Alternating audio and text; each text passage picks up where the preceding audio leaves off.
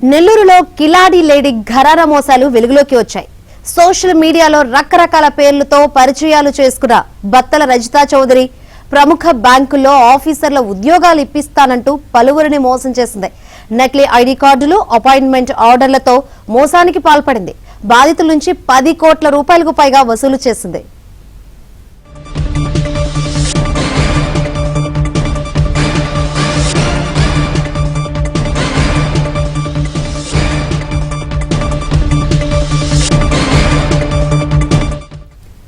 AP, తెలంగాణలోనూ Rajitha Chowdary బాధితులున్నారు. Nellore SP కృష్ణకాంత్ను కలిసి తమకు న్యాయం చేయాలని బాధితులు విజ్ఞప్తి చేశారు.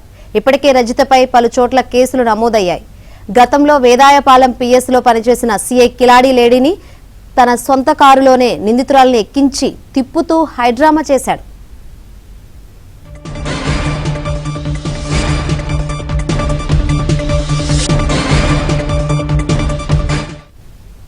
మరిన్ని వివరాలు అందించేందుకు మా ప్రతినిధి మహేష్ సిద్ధంగా ఉన్నారు.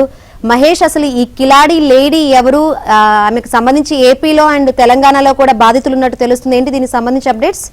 నిల్మా, ఈ బత్తల రజితా చౌదరి అలియాస్ రమ్య అలియాస్ ఘట్టమనేని శ్రావణి చౌదరి, ఈమె నెల్లూరు జిల్లాకు చెందిన ఆమె. శ్రీ పొట్టి శ్రీరాములు నెల్లూరు జిల్లా కలువాయి మండలం చౌటుపల్లి గ్రామం ఇలా సొంతూరు.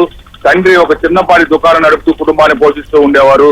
డిగ్రీ వరకు చదువుకున్న రజిత ఈమె మోసాలకు తెగపడడం స్టార్ట్ చేసింది. 2022 నుంచి కూడా పెద్ద ఎత్తున తెలంగాణ, ఏపీలో సోషల్ మీడియా ద్వారా పరిచయాలు పెంచుకోవడం, ఎవరైతే చిన్నపాటి ఉద్యోగాలు చేసుకుంటూ ఉంటారో వాళ్ళని, నిరుద్యోగుల్ని టార్గెట్ చేసుకొని ముందుగా వాళ్ళకి 10 లక్షల రూపాయలు మీరు ఖర్చు పెట్టుకుంటే ఏకంగా ఒక ప్రముఖ బ్యాంకులో జనరల్ మేనేజర్ అయిపోవచ్చు అంటూ బిల్డప్ ఇచ్చేది.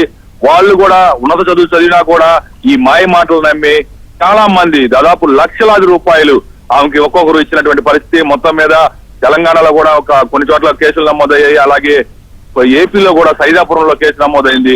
ఇటీవల కొంతమంది బాధితులు జిల్లా ఎస్పీ కృష్ణకాంత్ కలిసి తమ ఆవేదన అంతా కూడా చెప్పుకున్నారు. అయితే ఇక్కడ న్యాయం చేయట్లేదు పోలీసులు అని చెప్పి బాధితులు వాపోతున్నారు. గతంలో వేదాయపాలెం సీఐగా పనిచేసినటువంటి వెంకట నారాయణ ఆమెకి సపోర్ట్ చేస్తున్నారని చెప్పి బాధితులు వాపోతున్నారు. ఒక్కొక్కరు దాదాపు 55 లక్షల నుంచి 1.5 వరకు కూడా చెల్లించినటువంటి పరిస్థితి.